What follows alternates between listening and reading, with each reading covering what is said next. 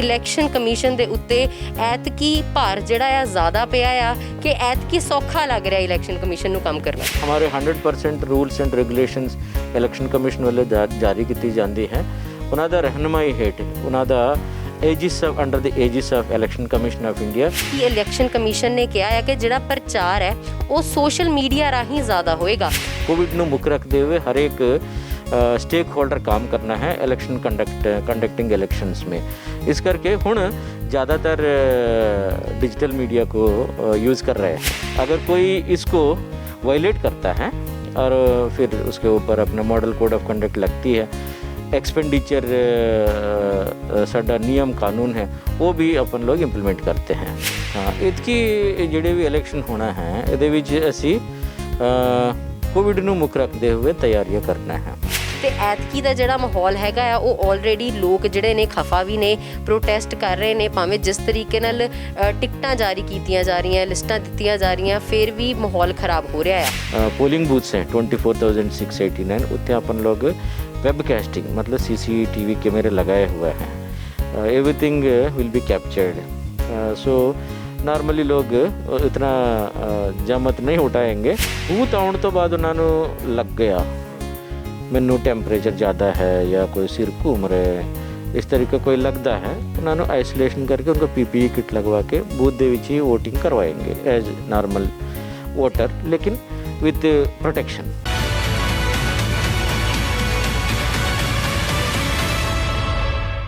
Global Punjab TV ਦੇਖ ਰਹੇ ਹੋ ਤੇ ਮੈਂ ਹਾਂ ਅਨੂਜਾ ਸ਼ਰਮਾ। ਸਿਆਸੀ ਦੌਰ ਪੰਜਾਬ ਦੇ ਵਿੱਚ ਭਖਦਾ ਜਾ ਰਿਹਾ ਆ। ਅਸੀਂ ਲਗਾਤਾਰ ਆਪਣੇ ਚੈਨਲ ਦੇ ਮਾਧਿਅਮ ਨਾਲ ਤੁਹਾਡੇ ਤੱਕ ਸਿਆਸੀ ਆਗੂ ਵੀ ਲੈ ਕੇ ਆਉਂਦੇ ਰਹੇ ਹਾਂ ਤੇ ਨਾਲ ਲੋਕਾਂ ਦੇ ਕੀ ਓਪੀਨੀਅਨ ਨੇ ਉਹ ਵੀ ਲੈ ਕੇ ਆਉਂਦੇ ਰਹੇ ਹਾਂ। ਲੇਕਿਨ ਇੱਕ ਬਹੁਤ ਵੱਡਾ ਰੋਲ ਹੈ ਇਲੈਕਸ਼ਨ ਕਮਿਸ਼ਨ ਦਾ। ਜੇਕਰ ਅਸੀਂ ਉਹਨਾਂ ਦਾ ਪੱਖ ਨਾ ਜਾਣੀਏ ਤੇ ਤੁਹਾਡੇ ਤੱਕ ਇਹ ਜਾਣਕਾਰੀ ਅਧੂਰੀ ਪਹੁੰਚੇਗੀ। ਤੇ ਇਸੇ ਲਈ ਅੱਜ ਤੁਹਾਨੂੰ ਅਸੀਂ ਲੈ ਕੇ ਆਏ ਹਾਂ ਚੀਫ ਇਲੈਕਸ਼ਨ ਕਮਿਸ਼ਨ ਆਫਿਸਰ ਜਿਹੜੇ ਨੇ S ਕਰੁਣਾ ਰਾਜੂ ਜੀ ਜਿਹੜੇ ਨੇ ਉਹਨਾਂ ਨਾਲ ਗੱਲਬਾਤ ਕਰਾਂਗੇ। ਉਹਨਾਂ ਤੋਂ ਸਾਰੇ ਪੱਖ ਜਾਣਨ ਦੀ ਕੋਸ਼ਿਸ਼ ਕਰਾਂਗੇ ਕਿ ਐਤਕੀ ਜਿਹੜੀਆਂ ਸਿਆਸਤ ਨੇ ਉਹ ਕਿਸ ਤਰੀਕੇ ਨਾਲ ਕੰਮ ਕਰ ਰਹੀ ਹੈ ਤੇ ਸਿਆਸੀ ਜਿਹੜੀਆਂ ਪਾਰਟੀਆਂ ਨੇ ਉਹਨਾਂ ਦੇ ਕੀ ਰੋਲ ਨੇ ਤੇ ਉੱਥੇ ਇਲੈਕਸ਼ਨ ਕਮਿਸ਼ਨ ਕਿਸ ਤਰੀਕੇ ਨਾਲ ਕੰਮ ਕਰ ਰਹੀ ਹੈ। ਪਹਿਲੇ ਕਰਦੇ ਹਾਂ ਉਹਨਾਂ ਦਾ ਸਵਾਗਤ, ਬਹੁਤ ਬਹੁਤ ਸਵਾਗਤ ਕਰੁਣਾ ਜੀ। ਹਾਂਜੀ, ਸਤਿ ਸ਼੍ਰੀ ਅਕਾਲ ਜੀ। ਸਤਿ ਸ਼੍ਰੀ ਅਕਾਲ ਤੁਹਾਨੂੰ, ਤੁਹਾਡਾ ਦਰਸ਼ਕਾਂ ਨੂੰ। ਤੇ ਰਾਜੂ ਸਾਹਿਬ, ਜਿਸ ਵਕਤ ਅਸੀਂ ਗੱਲ ਕਰਦੇ ਹਾਂ ਜਿਸ ਤਰੀਕੇ ਦਾ ਮਾਹੌਲ ਬਣਿਆ ਹੋਇਆ ਹੈ ਇਸ ਵਕਤ ਸਿਆਸਤ ਦੇ ਵਿੱਚ, ਕਿੱਥੇ ਦੇਖਦੇ ਹੋ ਕਿ ਇਲੈਕਸ਼ਨ ਕਮਿਸ਼ਨ ਦੇ ਉੱਤੇ ਐਤਕੀ ਭਾਰ ਜਿਹੜਾ ਆ ਜ਼ਿਆਦਾ ਪਿਆ ਆ ਕਿ ਐਤਕੀ ਸੌਖਾ ਲੱਗ ਰਿਹਾ ਇਲੈਕਸ਼ਨ ਕਮਿਸ਼ਨ ਨੂੰ ਕੰਮ ਕਰਨਾ? ਸਾਨੂੰ ਇਲੈਕਸ਼ਨ ਦਾ ਸੌਖਾ ਜਾਂ ਭਾਰ ਇਹੋ ਜਿਹਾ ਸ਼ਬਦਾਵਲੀ ਸਾਡੇ ਦਫ਼ਤਰ ਲਈ ਲਾਗੂ ਨਹੀਂ ਹੁੰਦਾ, ਕਿਉਂਕਿ ਸਾਡਾ ਕੰਮ ਹੈ ਹਰ ਚੀਜ਼ ਵਿਸਤਾਰ ਨਾਲ ਕੰਮ करते हुए वोटर्स ਨੂੰ ਮੁਕੰਮਲ व्यवस्था बना के देना है। इसके लिए कोई हमारे 100% rules and regulations election commission ਵੱਲੋਂ ਜਾਰੀ ਕੀਤੀ ਜਾਂਦੀ ਹੈ। ਉਹਨਾਂ ਦਾ ਰਹਿਨਮਾਈ ਹੇਠ ਉਹਨਾਂ ਦਾ aegis under the aegis of election commission of India साढ़े दफ्तर काम करती है। इस करके इस बात में कोई वजन नहीं रहता है, ये आसान है या मुश्किल है। बिल्कुल, मैं देख रही ਹਾਂ जिस तरीके ਨਾਲ ਇਸ ਵੇਲੇ ਅਸੀਂ ਦੇਰ ਸ਼ਾਮ ਹੋ ਚੁੱਕੀ ਹੈ ਤੇ ਕੰਮ ਇੱਥੇ ਬਹੁਤ ਤੇਜ਼ੀ ਨਾਲ ਚੱਲ ਰਿਹਾ ਹੈ। ਬਿਲਕੁਲ ਪੈਰਾਂ ਭਾਰ ਖੜੇ ਨੇ ਤੇ ਆਪਣਾ ਕੰਮ ਕਰ ਰਹੇ ਨੇ। ਸਰ, ਉੱਥੇ ਜਿਸ ਵਕਤ ਅਸੀਂ ਗੱਲ ਕਰਦੇ ਹਾਂ ਐਤਕੀ ਇਲੈਕਸ਼ਨ ਕਮਿਸ਼ਨ ਨੇ ਕਿਹਾ ਹੈ ਕਿ ਜਿਹੜਾ ਪ੍ਰਚਾਰ ਹੈ ਉਹ ਸੋਸ਼ਲ ਮੀਡੀਆ ਰਾਹੀਂ ਜ਼ਿਆਦਾ ਹੋਏਗਾ ਤੇ ਕੀ ਬਦਲਾਵ ਜਿਹੜੇ ਨੇ ਸੋਸ਼ਲ ਮੀਡੀਆ ਰਾਹੀਂ ਐਤਕੀ ਪ੍ਰਚਾਰ 'ਚ ਤੁਸੀਂ ਦੇਖ ਰਹੇ ਹੋ? ਕਿਉਂਕਿ ਹੁਣ ਕੋਵਿਡ ਦੀ ਮਾਹੌਲ ਹੈ, ਇਹਦੇ ਵਿੱਚ ਇਲੈਕਸ਼ਨ ਕਮਿਸ਼ਨ ਆਫ ਇੰਡੀਆ ਵੱਲੋਂ ਕੁਝ ਰਿਸਟ੍ਰਿਕਸ਼ਨਸ ਵੀ ਲਗਾਏ ਹੋਏ ਹੈ ਪੋਲੀਟੀਕਲ ਪਾਰਟੀਜ਼ ਦੀ ਉਹ ਆਪਣਾ ਪ੍ਰਚਾਰ ਪ੍ਰਸਾਰ 'ਤੇ ਹੈ। क्योंकि उत्थे ये लोग रैली, साइकिल रैली, इस तरीका पब्लिक मीटिंग्स नहीं कर सकते हैं 22 तारीख तक। सो इस करके इलेक्शन कमीशन ऑफ इंडिया ने पॉलिटिकल पार्टीज़ ਨੂੰ सजेशन भी दिया है ज़्यादा से ज़्यादा आप लोग वर्चुअल माध्यम से तुसी लोगों ਨੂੰ रीच ਕਰਨ ਦੀ ਕੋਸ਼ਿਸ਼ ਕਰੋ, क्योंकि कोविड ਨੂੰ ਮੁੱਖ ਰੱਖਦੇ ਹੋਏ हर एक स्टेक होल्डर काम करना है इलेक्शन कंडक्टिंग इलेक्शंस में। इस करके हुण ज़्यादातर डिजिटल मीडिया को यूज़ कर रहे हैं। बिल्कुल, लेकिन राजू जी जिस वक्त ਅਸੀਂ ਸੋਸ਼ਲ ਮੀਡੀਆ ਅੱਜ ਕੱਲ੍ਹ ਸਕਰੋਲ ਕਰ ਰਹੇ ਹਾਂ ਉਹਦੇ ਵਿੱਚ ਬਹੁਤ ਸਾਰੇ ਫੈਨ ਪੇਜਸ ਬਣੇ ਹੋਏ ਨੇ ਇੰਸਟਾਗ੍ਰਾਮ 'ਤੇ, ਟਵਿੱਟਰ 'ਤੇ, ਫੇਸਬੁੱਕ 'ਤੇ। ਇਹਨਾਂ ਦੀ ਨਿਗਰਾਨੀ ਕਿਸ ਤਰੀਕੇ ਨਾਲ ਰੱਖੀ ਜਾ ਰਹੀ ਹੈ? ਕਿਉਂਕਿ ਇਹਦੇ ਉੱਤੇ ਕਿਸੇ ਉੱਤੇ ਡੈਫਾਮੇਸ਼ਨ ਦਾ ਕੇਸ ਪਾਉਣਾ ਅੱਜ ਕੱਲ੍ਹ ਬਹੁਤ ਸੌਖੀ ਚੀਜ਼ ਹੈ ਤੇ ਉਹਦੇ ਉੱਤੇ ਧਿਆਨ ਕਿਸ ਤਰੀਕੇ ਨਾਲ ਰੱਖ ਰਹੇ ਹੋ ਤੁਸੀਂ? हाँ, सोशल मीडिया यानी डिजिटल प्लेटफॉर्म्स जितना भी होता है, क्योंकि इस ज़माना डिजिटल दी है और पॉलिटिकल पार्टीज या और कोई आजकल खास करके यूथ डिजिटल मीडिया ਨੂੰ यूज़ करती है। ਜਿਹਦੇ ਵੀ ਕੋਲ मोबाइल ਰਹਿੰਦਾ है, यूट्यूब है या फेसबुक है, इंस्टाग्राम है, ट्विटर है या कई सारे लिंक्डइन है, कई सारे चीज़ें यूज़ करते रहते हैं। लेकिन पॉलिटिकल एडवर्टाइजमेंट्स या पेजेस जो भी होता है वो they have to follow certain rules and regulations हैं as stipulated by the election commission of India. अगर कोई इसको वायलेट करता है और फिर उसके ऊपर अपना मॉडल कोड ऑफ कंडक्ट लगती है, एक्सपेंडिचर साडा नियम कानून है वो भी अपन लोग इम्प्लीमेंट करते हैं। तो इसके हिसाब से अगर हम देखें तो बहुत सारी आजकल एड्स भी चल रही हैं, बहुत लंबी लंबी एड्स चल रही हैं, लेकिन उसके पीछे भी वो एक दूसरे की बातें की जाती हैं उसमें, उसके लिए भी आपसे कोई अनुमति लेते हैं या उसका किस तरीके से प्रोसेस चलता है? मैं आपको ये स्पष्ट करना चाहता हूँ साडा दर्शकों ਨੂੰ भी ਜਿਹੜੇ ਵੀ ਐਡਵਰਟਾਈਜ਼ਮੈਂਟਸ ਪੋਲੀਟੀਕਲ ਐਡਵਰਟਾਈਜ਼ਮੈਂਟਸ ਹੁੰਦਾ ਹੈ candidates political parties they have to follow certain code, that is they have to obtain certificates from the there are certain committees at district level and state level। इस committee का नाम है media certification and monitoring committee, वो state level में भी है और district level में भी है। जेडे भी पार्टियां कैंडिडेट्स या कोई भी एडवर्टाइजमेंट्स चलाना चाहते हैं they have to obtain pre-certification, they have to obtain some certification, then only वो ये अपना एड्स चला सकते हैं। चूँकि सर्टिफिकेशन के दौरान हम सर्टेन कंडीशंस लगाते हैं, जैसे एक दूसरे ਨੂੰ ਤੁਸੀਂ व्यक्तिगत तौर पे उनका छिटाकसी करना या नेशनल सिक्योरिटी इश्यूज़ हैं, कोई विदेशों के नाल साडा रिलेशंस हैं, इस तरीका कोई रिलीजियस बातें हैं, ये सारे चीज़ हम लोग कुछ कंडीशंस रहता है as per the election commission of India guidelines, उसको लागू करने के लिए क्या क्या फिर उनको सर्टिफिकेशन देते हैं। अगर कोई उन्होंने वालों दी गई स्क्रिप्ट या कोई फोटोज़ या कोई वीडियो फुटेज इस दे विच ऐसा लगता है कोई कंडीशंस के मुताबिक नहीं है, गाइडलाइंस के मुताबिक नहीं है, उनको हम फिर एडवाइस देते हैं रीसबमिट करो ये त्रुटियाँ, ये दिस इज़, इसको निकाल के फिर आने तो बाद फिर फाइनली सर्टिफिकेशन देते हैं। अगर इसके अलावा कोई काम करता है it will attract model code of conduct violations.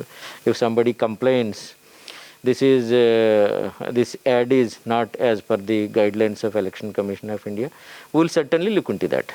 ਬਿਲਕੁਲ ਬਹੁਤ ਸਹੀ ਤਰੀਕੇ ਨਾਲ ਇੱਕ ਪ੍ਰੋਸੀਜਰ ਜਿਹੜਾ ਆ ਉਹ ਫੋਲੋ ਕੀਤਾ ਜਾਂਦਾ ਆ। ਦੂਜੇ ਪਾਸੇ ਜੇਕਰ ਅਸੀਂ ਦੇਖਦੇ ਹਾਂ ਜਿੱਥੇ ਇਲੈਕਸ਼ਨਸ ਹੋਣੀਆਂ ਨੇ, ਜਿਹੜੇ ਬੂਥ ਨੇ ਉਹਨਾਂ 'ਤੇ ਕਿਸ ਤਰੀਕੇ ਨਾਲ ਐਤਕੀ, ਕਿਉਂਕਿ ਇੱਕ ਬਹੁਤ ਵੱਡਾ ਚੈਲੰਜ ਹੈ, ਹਰ ਵਾਰ ਅਸੀਂ ਦੇਖਦੇ ਸੀ ਬੜੇ ਲੋਕ ਆਰਾਮ ਨਾਲ ਜਾ ਕੇ ਵੋਟ ਪਾ ਕੇ ਆ ਜਾਂਦੇ ਸੀਗੇ, ਐਤਕੀ ਤੁਹਾਡੇ ਲਈ ਵੀ ਚੈਲੰਜ ਹੈ ਕਿ ਕੋਵਿਡ ਗਾਈਡਲਾਈਨਸ ਨੂੰ फॉलो करना तो उत्थे मेनटेन करके रखना, सोशल डिस्टेंस वगैरह सब कुछ मेनटेन करना, उन्होंने किस तरीके नाल देखा जा रहा है इतकी? हाँ, इतकी जिहड़े भी इलैक्शन होना है इहदे विच असी कोविड नूं मुख रखते हुए तैयारियां करना है। खास करके तुहानूं पता है हुण ओमिक्रॉन दी है और अलग अलग उन्हां दा म्यूटेंट्स हैं, उन्हां दा स्प्रैड है। इसनूं देखते हुए जिवें जिवें असी वोटिंग डे की तरफ बढ़ रहे हैं और हमारे नॉमिनेशंस की डेट्स वगैरह आने वाला है, उस समय में हम लोग और ये सख्ती बरतना पड़ेगा as per the rules directions given by the election commission of India. और वोटिंग के दिन हम लोग ये इंश्योर करेंगे एट द पोलिंग बूथ हम लोगों की फ़िज़िकल डिस्टेंसिंग जो 2 गज की दूरी वो मेंटेन करने के लिए बहुत ही छोटा सा क्यू रहेगा। इसमें एक पर्सन की बिटवीन दूरी 2 गज की दूरी रहेगा और फ्लोर पे हम वाइट मार्किंग करेंगे ताकि उनको खड़े रहना सौखा रहेगा, लोग डिस्टेंस भी मेंटेन बहुत आसान तरीका नाल हो जाए। और उथे सैनिटाइज़र भी रहेगा ताकि हाथ सैनिटाइज़र से सैनिटाइज़ कर सकते हैं, और डिस्पोजेबल ग्लव्स यूज़ वो हम प्रोवाइड करेंगे। और मास्क, अगर कोई पर्सन अपना वोटर मास्क लगाना भूल गया है उन्होंने असी मास्क भी देवांगे, लेकिन बेनती ये है सभी लोग मास्क लगा के आना चाहिए क्योंकि ये थोड़ा व्यक्तिगत तौर पर सुरक्षा की एक बहुत बड़ा इंतजामात है, उसको तुसी ज़रूर मास्क लगा के आओ। अगर कोई भूल गया, मान लीजिए भूल जाता है आदमी कई बार, सो असी साडा इलेक्शन कमीशन की तरफ से वहाँ मास्क भी अवेलेबल करवाएंगे, लेकिन इसका मतलब ये नहीं तुसी भूल के आओ। मेरा एक रिपीट करना है, तुसी जरूर मास्क पहन के ही आना है। और तीसरा है, अगर उत्थे आने तो बाद सानू पता चला है किसी दी टेंपरेचर ज़्यादा है, कोविड दी लक्षण विख रहे हैं, तो उनको अपन लोग एक सेपरेट एनक्लोजर च बिठाएंगे और उन्होंने सेपरेट चेयर्स रहेगा और उत्थे आइसोलेशन में उन्होंने बिठा के टेम्परेचर देख के पीपी किट लगवा के उनको और बाकी जितना भी गेयर हैं, हेड गेयर पलाना, ये सभी लगा के प्रॉपरली सभी वोटिंग होने तो बाद हमारे जितना भी है with in polling hours so उनको वोटिंग करवा के भेजेंगे। उस समय में हमारे स्टाफ जितना भी है, प्रिसाइडिंग ऑफिसर, पोल ऑफिसर्स, उनको भी हम एहतियातन ये पीपीई किट वगैरह पहनाएंगे ताकि उनको भी किसी तरीका ये कोविड तो अनावश्यक उनको दिक्कत ना होवे। इतना ज़्यादा इंतज़ाम हम लोग करेंगे और लाइन ना रहे और लोगों के लिए, वोटर्स के लिए हम शेडेड एरिया लगा के बैठने की कुर्सियां लगा के व्यवस्था करेंगे ताकि लोग आराम से बैठ सकते हैं। ये सभी व्यापक इंतजाम करेंगे और वहाँ साइनेजेस प्रॉपर रहेगा और कोविड मटीरियल जेडे बायो मटीरियल होंदा है, बायो वेस्ट, उसने भी उस शाम विद इन 24 आवर्स हम लोग उस मटीरियल ने भी वहीं से इवैक्यूएट करके प्रॉपर साइंटिफिक तरीके के नाल उसको डिस्पोजल करेंगे। ये सभी बहुत ही एक्सटेंसिव तैयारियाँ प्लानिंग की ज़रूरत पड़ता है। हमारे आरओ साहिबान, डीसी साहिबान, पोल्यूशन कंट्रोल बोर्ड, हमारे हेल्थ महकमा, सब लोग मिल के ये काम कर रहे हैं। ये बहुत बड़ा व्यापक इंतजाम है, रिक्वायरमेंट है। सर जिस वक्त असी इन्ना सारिया चीज़ों की ही गल करते हैं तो उत्थे ही जिहड़ी परेशानियां ने बहुत वार आंदियां ने, बहुत वार ਜਿਹੜੇ ਲੋਕ ਹੁੰਦੇ ਨੇ ਉਹਨਾਂ ਦੀ ਅਗਰ ਤਰੀਕੇ ਨਾਲ ਵੋਟ ਨਾ ਚੱਲੇ, ਸਹੀ ਬੰਦੇ ਨੂੰ ਵੋਟ ਨਾ ਪੈ ਰਹੀ ਹੋਵੇ ਜਾਂ ਬਹੁਤ ਸਾਰੀਆਂ ਚੀਜ਼ਾਂ ਉੱਠ ਜਾਂਦੀਆਂ ਨੇ ਤੇ ਉੱਥੇ ਡਿਸਟਰਬੈਂਸਿਸ ਕ੍ਰੀਏਟ ਕਰਨ ਦੀ ਕੋਸ਼ਿਸ਼ ਵੀ ਕੀਤੀ ਜਾਂਦੀ ਹੈਗੀ ਹੈ।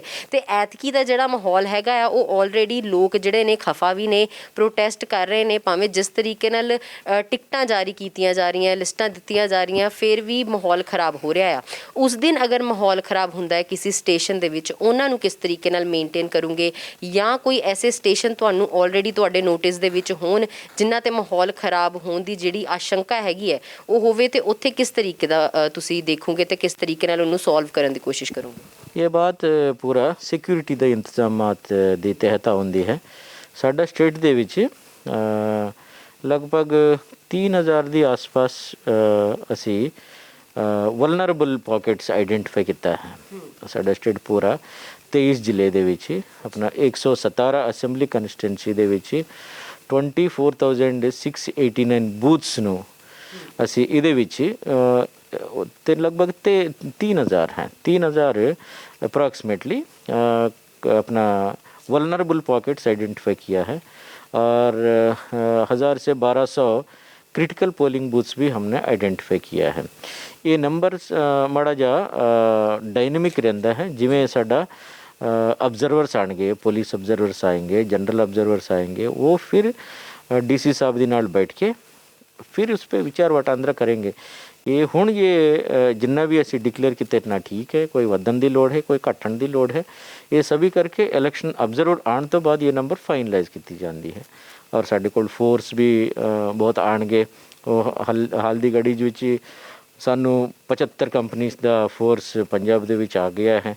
जिथे जिथे सानू लोड़ पैंदा है उत्थे ऑलरेडी एरिया डोमिनेशन वास्ते फोर्सेस नू उत्थे डिप्लॉयमेंट भी कर चुके हैं साढ़े फील्ड अफसर साहिबान। सो ये सभी काम अभी चल रहे।